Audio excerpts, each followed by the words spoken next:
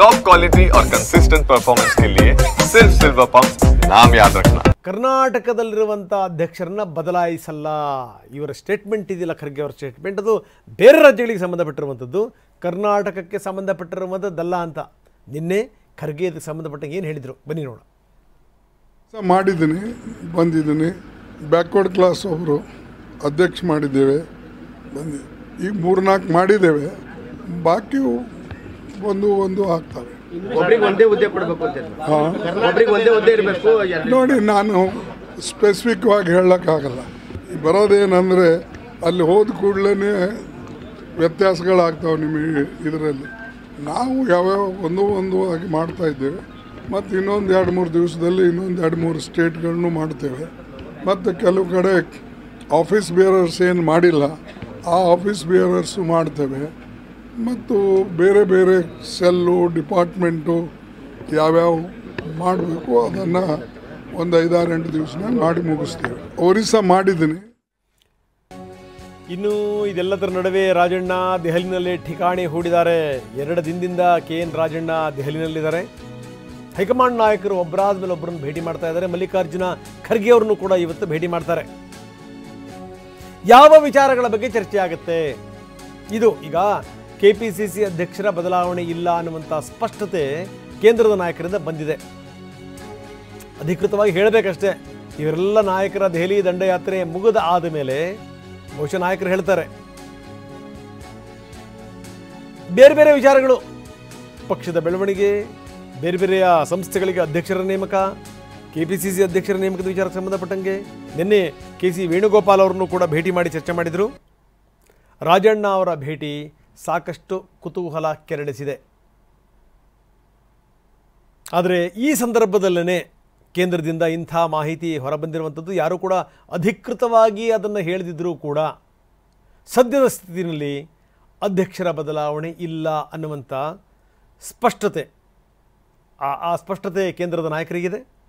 ಹೀಗಾಗಿ ಇಲ್ಲ. ಆದರೆ ಈ ಬೇರೆ ಬೇರೆ ಸಂಗತಿಗಳು ಬಹಳಷ್ಟು ಇರ್ತಾವಲ್ಲ. ಈಗ ತುಮುಲ್ ಅಧ್ಯಕ್ಷರನ್ನ ನೇಮಕ ಇರ್ಬೋದು, ಪಕ್ಷದ ಸಂಘಟನೆ ಇರ್ಬೋದು, SC/ST ಸಮಾವೇಶ ಇರಬಹುದು. ಇದೆಲ್ಲ ವಿಚಾರಕ್ಕೆ ಸಂಬಂಧಪಟ್ಟಂಗೆ ನಾಯಕರು ಒಬ್ಬರಾದ ಮೇಲೆ ಒಬ್ಬರನ್ನು ಭೇಟಿ ಮಾಡ್ತಾ ಇದ್ದಾರೆ. ರಾಜಣ್ಣ ನಿನ್ನೆ KC ವೇಣುಗೋಪಾಲ್ ಅವರನ್ನ ಭೇಟಿ ಮಾಡಿ ಚರ್ಚೆ ಮಾಡಿದರು. ಇವತ್ತು ರಾಜಣ್ಣ ಮಲ್ಲಿಕಾರ್ಜುನ ಖರ್ಗೆ ಅವರನ್ನ ಭೇಟಿ ಮಾಡ್ತಾರೆ. ಬಹುಶಃ ಮಲ್ಲಿಕಾರ್ಜುನ ಖರ್ಗೆ ಅವರನ್ನ ಭೇಟಿ ಮಾಡಿ ಬಂದಾದ ಮೇಲೆ ರಾಜಣ್ಣ ಹೊರಗಡೆ ಬಂದು ಏನು ಹೇಳ್ತಾರಲ್ಲ, ಅದರ ಮೇಲೆ ಇದಕ್ಕೆ ಸಂಬಂಧಪಟ್ಟಂಗೆ ಇನ್ನಷ್ಟು ಕ್ಲಾರಿಟಿ ಸಿಗುತ್ತೆ. ಬನ್ನಿ, ನಮ್ಮ ಪ್ರತಿನಿಧಿ ಹರೀಶ್ ನಮ್ಮೊಂದಿಗೆ ಈಗ ನೇರ ಸಂಪರ್ಕದಲ್ಲಿದ್ದಾರೆ ದೆಹಲಿಯಿಂದ. ಹರೀಶ್, ಭಾಳ ಗಮನಿಸಬೇಕಾದಂಥ ಸಂಗತಿ ನೋಡಿ, ಯಾವುದೇ ಚುನಾವಣೆ ಆಯಿತು ಅಂತಂದರೆ ಅದು ಯಾವುದೇ ರಾಜ್ಯದ ಚುನಾವಣೆ ಆಗಿರಲಿ, ಅಲ್ಲಿ ಕಾಂಗ್ರೆಸ್ ಸೋಲುತ್ತೋ ಗೆಲ್ಲುತ್ತೋ ಬೇರೆ ವಿಚಾರ. ಆದರೆ ತುಂಬ ಆ್ಯಕ್ಟಿವ್ ಆಗುವಂಥ ನಾಯಕ ಅಂತಂದರೆ DK ಶಿವಕುಮಾರ್. ಅದಕ್ಕೆ ಕಾರಣಗಳನ್ನು ಬಿಡಿಸಿ ಹೇಳುವಂಥ ಅಗತ್ಯ ಇಲ್ಲ, ಅದೆಲ್ಲರಿಗೂ ಕೂಡ ಗೊತ್ತಿರುವಂಥ ಸಂಗತಿ. ನಂಬರ್ 1.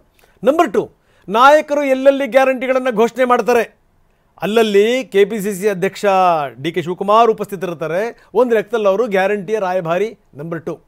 ನಂಬರ್ 3, ಯಾವ್ಯಾವಾಗ ಹೋಗಿ DK ಶಿವಕುಮಾರ್ ಏನೇನು ಹೇಳಿದ್ದಾರೆ, ಮೀಟಿಂಗ್ಗಳನ್ನು ನಿಲ್ಲಿಸಬೇಕು ಅನ್ನುವಂಥದ್ದಾಗಿರ್ಬೋದು, ಸಮಾವೇಶಗಳನ್ನು ಹೆಸರನ್ನು ಬದಲಾಯಿಸಬೇಕು ಅನ್ನುವಂಥದ್ದಾಗಿರ್ಬೋದು, ಇದು ಏಕ ವ್ಯಕ್ತಿ ಸಮಾವೇಶ ಅನ್ನೋ ರೀತಿಯಲ್ಲಿ ಆಗಬಾರ್ದು ಅಂತ ಹೇಳದ್ದಾಗಿರ್ಬೋದು, ಇದೆಲ್ಲದಕ್ಕೂ ಕೂಡ ಹೈಕಮಾಂಡ್ ಅಸ್ತು ಹೊಂದಿದೆ. ನಂಬರ್ 3 ಅಂದರೆ ಯಾವ ಮಾತನ್ನು ಕೂಡ ಮೀರಲ್ಲ. ಇನ್ನು ಈ ಪಂಚಾಯಿತಿ ಚುನಾವಣೆಗಳು ಬರ್ತಿರುವಂಥ ಸಂದರ್ಭದಲ್ಲಿ ಈ KPCC ಅಧ್ಯಕ್ಷರ ಬದಲಾವಣೆ ಅನ್ನುವಂಥದ್ದು ಅಷ್ಟು ಸುಲಭ ಅಲ್ಲ ಅನ್ನುವಂಥದ್ದು ಗೊತ್ತಿದ್ದಂಥ ಸಂಗತಿ. ಆದರೂ ಕೂಡ ನಾಯಕರು ನಿರಂತರವಾಗಿ ಪ್ರಯತ್ನ ಪಡ್ತಾಯಿದ್ರು. ಎಲ್ಲೋ ಒಂದು ಕಡೆ ನಾವು ಯಶಸ್ಸನ್ನು ಕಂಡುಬಿಟ್ವಿ ಅನ್ನೋ ರೀತಿಯಲ್ಲಿ ನಾಯಕರ ವರ್ತನೆ ಇತ್ತು. ಆದರೆ ಈಗ ಮೂಲಗಳ ಪ್ರಕಾರ ಯಾವುದೇ ಕಾರಣಕ್ಕೂ ಅಧ್ಯಕ್ಷರ ಬದಲಾವಣೆ ಇಲ್ಲ ಅನ್ನುವಂಥದ್ದು. ಏನಂತೀರಿ? ಹೌದು ರಘುನಾಥ್, ಇತ್ತೀಚೆಗೆ ಕೆಲವು ನಾಯಕರುಗಳು KPCC ಅಧ್ಯಕ್ಷ ಸ್ಥಾನದ ಬದಲಾವಣೆ ಆಗಬೇಕು ಅನ್ನುವಂತಹ ಕೂಗನ್ನು ಎಬ್ಬಿಸಿದ್ರು. ಅಂದರೆ ಲೋಕಸಭಾ ಚುನಾವಣೆಗೂ ಮುಂಚೆ AICCಯಿಂದ ಬಂದಂಥ ಒಂದು ಪತ್ರ ಏನಿತ್ತು, ವೇಣುಗೋಪಾಲ್ ಅವರು ಒಂದು ಪತ್ರವನ್ನು ಬರೆದಿದ್ರು. ಅಂದರೆ ಒಂದು ಪ್ರೆಸ್ ರಿಲೀಸ್ ಮಾಡಿದ್ರು. ಅಂದರೆ ಸಿದ್ದರಾಮಯ್ಯ ಅವರು ಮುಖ್ಯಮಂತ್ರಿ ಆಗಿರ್ತಾರೆ, DK ಶಿವಕುಮಾರ್ ಅವರು ಉಪಮುಖ್ಯಮಂತ್ರಿ ಆಗಿರ್ತಾರೆ, ಮತ್ತು ಲೋಕಸಭೆ ಚುನಾವಣೆವರೆಗೂ DK ಶಿವಕುಮಾರ್ ಅವರು KPCC ಅಧ್ಯಕ್ಷರಾಗಿ ಕಂಟಿನ್ಯೂ ಆಗ್ತಾರೆ, ಇದರಲ್ಲಿ ಯಾವುದೇ ರೀತಿಯಂಥ ಅನುಮಾನ ಇಲ್ಲ ಅನ್ನುವಂಥದ್ದು AICC ಹೇಳಿತ್ತು. ಇದೇ ಒಂದು ಪತ್ರವನ್ನು ಇಟ್ಕೊಂಡು ಈಗ ರಾಜ್ಯದಲ್ಲಿರ್ತಕ್ಕಂತಹ ನಾಯಕರುಗಳು AICC ನಾಯಕರ ಮುಂದೆ ತೋರಿಸ್ತಾ ಇದ್ರು. ನೀವು ಈ ಥರದ್ದು ಹೇಳಿದ್ರಿ KPCC ಅಧ್ಯಕ್ಷರ ಬದಲಾವಣೆ ಯಾವಾಗ ಆಗುತ್ತೆ ಅನ್ನುವಂಥ ನಿಟ್ಟಿನಲ್ಲಿ.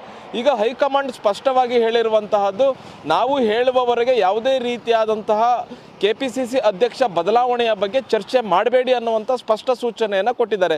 ಹೀಗೂ ಹೇಳ್ಬೋದು. ಮತ್ತು ಮಲ್ಲಿಕಾರ್ಜುನ ಖರ್ಗೆ ಅವರು ನಿನ್ನೆ ಕರ್ನಾಟಕದಲ್ಲಿ ಕೆಲವು ರಾಜ್ಯಗಳ ಅಧ್ಯಕ್ಷರ ಬದಲಾವಣೆ ಆಗುತ್ತೆ ಅನ್ನುವಂತಹ ವಿಚಾರವನ್ನು ಹೇಳಿದರು. ಈ ವಿಚಾರ ಹೇಳಿದ ತಕ್ಷಣವೇ ಕರ್ನಾಟಕದಲ್ಲೂ ಕೂಡ KPCC ಅಧ್ಯಕ್ಷರ ಬದಲಾವಣೆ ಆಗುತ್ತೆ ಅನ್ನುವಂತಹ ಒಂದು ಚರ್ಚೆ ಶುರುವಾಯಿತು. ಈಗ AICC ಒಂದು ಸ್ಪಷ್ಟನೆಯನ್ನು ಕೊಡ್ತಿರ್ತಕ್ಕಂಥದ್ದು ಮೂಲಗಳ ಮೂಲಕ ಕರ್ನಾಟಕದ ವಿಚಾರವಾಗಿ KPCC ಅಧ್ಯಕ್ಷರ ಬದಲಾವಣೆ ಇಲ್ಲ ಅನ್ನುವಂತಹದ್ದು. ಅಂದರೆ ಸದ್ಯಕ್ಕೆ ಯಾವುದೇ ರೀತಿಯಾದಂತಹ ಪ್ರಸ್ತಾಪ ಇಲ್ಲ. ಯಾಕಂದರೆ ಈಗ ಮುಂಬರ್ತಕ್ಕಂತಹ ಸ್ಥಳೀಯ ಸಂಸ್ಥೆಗಳ ಚುನಾವಣೆ ಇದೆ, ಜಿಲ್ಲಾ ಪಂಚಾಯತಿ ತಾಲೂಕ್ ಪಂಚಾಯತಿಗಳ ಚುನಾವಣೆ ಇದೆ. ಈ ಸಂದರ್ಭದಲ್ಲಿ KPCC ಅಧ್ಯಕ್ಷರ ಬದಲಾವಣೆ ಮಾಡೋಕ್ಕೆ ಹೋದರೆ ಸಮಸ್ಯೆ ಆಗಬಹುದು. ಈಗೊಂದು ತಂಡ ಕಟ್ಕೊಂಡು ಅವರು ಹೋರಾಟವನ್ನು ಮಾಡ್ತಿದ್ದಾರೆ, ಸಂಘಟನೆಯನ್ನು ಮಾಡ್ತಿದ್ದಾರೆ, ಚುನಾವಣೆಗೆ ತಯಾರಿ ಆಗ್ತಿದ್ದಾರೆ. ಇಂಥ ಸಂದರ್ಭದಲ್ಲಿ KPCC ಅಧ್ಯಕ್ಷರ ಬದಲಾವಣೆ ಅಂತ ಹೋದರೆ ಅದು ಸಂಘಟನೆಗೆಲ್ಲಾದರೂ ಒಂದು ಕಡೆ ತೊಡಕಾಗಬಹುದು. ಹಾಗಾಗಿ ಚುನಾವಣೆ ಮುಗಿಯೋವರೆಗೂ ಆಗಿರ್ಬೋದು ಅಥವಾ ಮುಂದೆ ಹೈಕಮಾಂಡ್ ಈ ಥರದೊಂದು ನಿರ್ಧಾರಕ್ಕೆ ಬರೋವರೆಗೂ ಕೂಡ ಯಾರು ಕೂಡ ಈ ವಿಚಾರದ ಬಗ್ಗೆ ಪ್ರಸ್ತಾಪ ಮಾಡಬಾರ್ದು ಅನ್ನುವಂತಹ ಒಂದು ಸೂಚನೆ ಈಗ ರಾಜ್ಯ ನಾಯಕರಿಗೆ ಬಂದಿರುವಂತಹದ್ದು. ರಂಗನಾಥ್. ಓಕೆ, ಧನ್ಯವಾದ ಹರೀಶ್ ತಮ್ಮೆಲ್ಲ ಮಾಹಿತಿಗೆ.